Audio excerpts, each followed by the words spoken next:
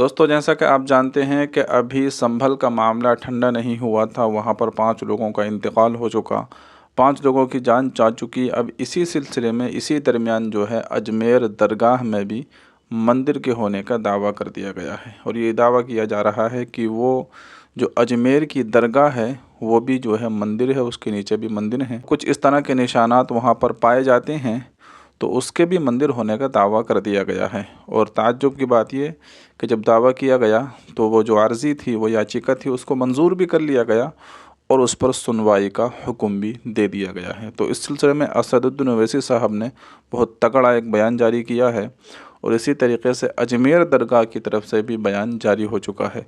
तो आइए सबसे पहले अजमेर दरगाह की तरफ से वहाँ से क्या बयान जारी हुआ है वो हम आपको सुनाते हैं, फिर उसके बाद में असदुद्दीन ओवैसी साहब का भी बयान सुनाएंगे। तो आइए सुनिए। 27 नवंबर 2024 को जो अजमेर कोर्ट में एक हिंदू सेना के राष्ट्रीय अध्यक्ष विष्णु गुप्ता ने एक पिटीशन फाइल की है कि हज़रत ख्वाजा मोइनुद्दीन चिश्ती रहमतुल्लाह अलैह की दरगाह में मंदिर है और कोर्ट ने उसे एक्सेप्ट कर लिया। तो हम तो खैर ये मान के चल रहे थे, क्योंकि अभी संभल में जो शाही मस्जिद में एक पिटीशन फाइल की गई 1:30 बजे और 3:30 बजे कमिश्नर अपॉइंट हो गया और शाम को ही कमिश्नर सर्वे करने चला गया डीएम और एसपी को लेकर और तमाम मामले को लेकर रिपोर्ट भी बनी। उसके बाद 3 दिन बाद नारे लगाते हुए आए और फिर जो हुआ आपके सामने, कभी मथुरा, कभी काशी, कभी बाबरी मस्जिद के फैसला आने के बाद, जबकि हमने कड़वा कूट पिया था और मान लिया था देश हित में, ये सोच रहे थे कि अब कुछ नहीं होगा, लेकिन ये तो थमने का नाम नहीं ले रहा है।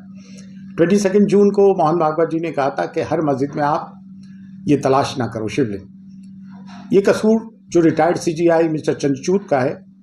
जब places of worship act 91 act बन गया है कि सिर्फ बाबरी मस्जिद को छोड़ के 1947 तक जो स्टेटस को रहा है, जितनी भी रिलीजियस प्लेसेस का वो रहेगा, फिर ये चीज़ें करने की क्या ज़रूरत है। देखिए, ख्वाजा मोइनुद्दीन चिश्ती रहमतुल्लाह अलैह की दरगाह जो है वो एक कम्युनल हार्मनी का, डाइवर्सिटी का और सांप्रदायिक सौहार्द और प्लूरलिज्म का प्रतीक है।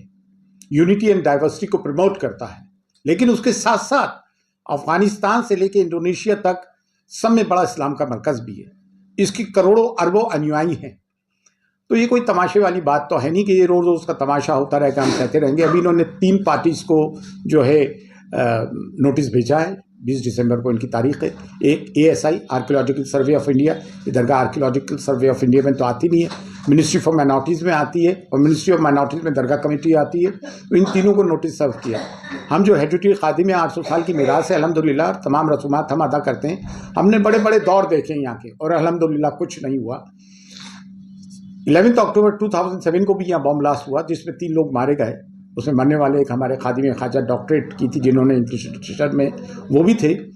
तो इससे दिल नहीं भरा। तो ये चीज़ पिछले 3 साल से ये बयानबाजी तो कर ही रहा है। हर जगह इन्हें जो है शिवलिंग और मंदिर नज़र आता है।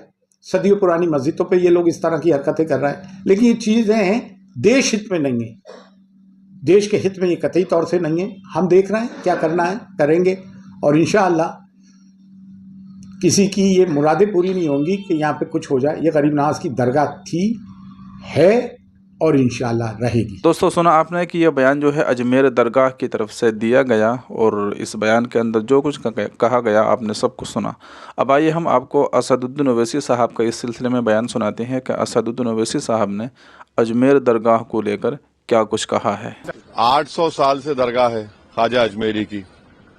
800 साल उस दौर में मुगलों ने हुकूमत की, बादशाह अकबर ने वहां पर बहुत कुछ तामीर करवाया। फिर मुगल ख़त्म हुए, मराठाओं का राज शुरू हुआ। फिर मराठा के बाद उन्होंने अजमेर को 18,000 रुपये में अंग्रेज़ों को बेच दिया। 1911 में क्वीन एलिजाबेथ आई तो वहां पानी का हाउस बनवाया। नेहरू से लेकर जितने प्रधानमंत्री बने वो वहां पर चादर भिजाते हैं। आप बताइए क्या करना चाह रहे हैं लोग? आखिर क्यों इतनी नफरत पैदा कर दिए बीजेपी RSS वाले मस्जिद दरगाहों के ताल्लुक से? प्रधानमंत्री नरेंद्र मोदी खुद चादर भिजाते हैं। अब बताइए उस पर क्या बोलेंगे वो? उन्होंने मिनिस्ट्री ऑफ माइनॉरिटी अफेयर्स को पार्टी बनाया तो नरेंद्र मोदी की सरकार उसको बोलेगी कि वो दरगाह है ही नहीं है। प्लेसेस ऑफ वर्शिप एक्ट तो इस्तेमाल ही नहीं हो रहा। लोअर कोर्ट आखिर प्लेसेस ऑफ वर्शिप एक्ट को क्यों नहीं सुन रही है? आप हर जगह पर जाकर बोलेंगे नहीं यहां पर मस्जिद नहीं थी, यहां पर दरगाह नहीं थी, यहां पर कुछ और था, तो फिर कल कोई मुसलमान जाएगा, कोई बोल दे जाकर के नहीं यहां पर ये नहीं था, यहां पर वो था। कहां रुकेगा फिर ये? रूल ऑफ लॉ कहां जाएगा? डेमोक्रेसी कहां जाएगी? लॉ एंड ऑर्डर कहां जाएगा? हमने देख लिया संभल में 5 लोगों ने अपनी जान गंवा दी, इतना बड़ा गड़बड़ हो गई, वहां पर वायलेंस हो गया। तो ये तो देश के हित में नहीं है। जो सियासत नरेंद्र मोदी और आरएसएस कर रही है उससे देश कमजोर हो रहा है, उससे भाईचारगी कमजोर हो रही है, रूल ऑफ लॉ कमजोर हो रहा है। अब तो इनको जवाब देना पड़ेगा। ये जितने भी लोग हैं ये डायरेक्टली इनडायरेक्टली इनका ताल्लुक बीजेपी आरएसएस से है, उन्हीं के इशारों पर हरकत कर रहे हैं पूरा। ये कहा चला उसके नीचे शिव मंदिर मौजूद है। 800 साल से दरगाह शरीफ है वहां पर, और 800 साल में अलाउद्दीन खिलजी से लेकर उसके बाद आप अमीर खुसरो की किताब है उसमें इस दरगाह के बारे में लिखा गया। फिर बादशाह अकबर ने वहां पर कई चीजें बनवाई। फिर मुगलों का दौर जब खत्म हुआ तो मराठाओं का दौर शुरू हुआ। फिर मराठाओं का दौर जब कमजोर पड़ गए मराठा, तो 18,000 रुपये में उन्होंने अंग्रेजों को बेच दिया। उस वक्त भी कई, जैसे जयपुर का रॉयल फैमिली है, उन्होंने 40,000 का सिल्वर पेश किया दरगाह के लिए, खिदमत की दरगाह की। देश के हर प्रधानमंत्री उर्स के दौरान वहां पर चादर बिछाते हैं। हमारे पड़ोस में जो 2 ममालिक हैं, कंट्रीज हैं, उनका ऑफिशियली डेलीगेशन वहां पर जाता है। जो इंडियन डायस्पोरा है सारी दुनिया में वो वहां पर अकीदत रखते हैं, आते हैं सुल्तान हिंद के पास। आज अचानक आप ये हरकत कर रहे हैं। तो सलीम चिश्ती की दरगाह नहीं है रहमतुल्लाह अलैह की, और ख्वाजा गरीब नवाज की दरगाह नहीं है। कहाँ रुकेगा बताइए? ये प्लेसेस ऑफ वर्शिप एक्ट 91 का क्या होगा? क्या अब डीवाईसी चंद्रचूड़ तो अब तो नहीं है, सीजीआई, क्या उनको अब ख्याल आ रहा है कि अगर वो इसको रोक देते? राम मंदिर के जजमेंट में उन्होंने प्लेस ऑफ वर्शिप एक्ट को, जजेस ने कहा कि ये बेसिक स्ट्रक्चर का हिस्सा है। बाद में सीजीआई ने खामोश हो गए जब चंद्रचूड़ थे। अब चंद्रचूड़ अपने लेगेसी को प्रोटेक्ट करने के लिए हर जगह मीडिया चैनल बैठकर इंटरव्यू दे रहे हैं। उन्होंने देखा क्या कर दिया उन्होंने। ये आपने देखा संभल में क्या हुआ, 5 लोगों की, मासूम लोगों की मौत हो गई।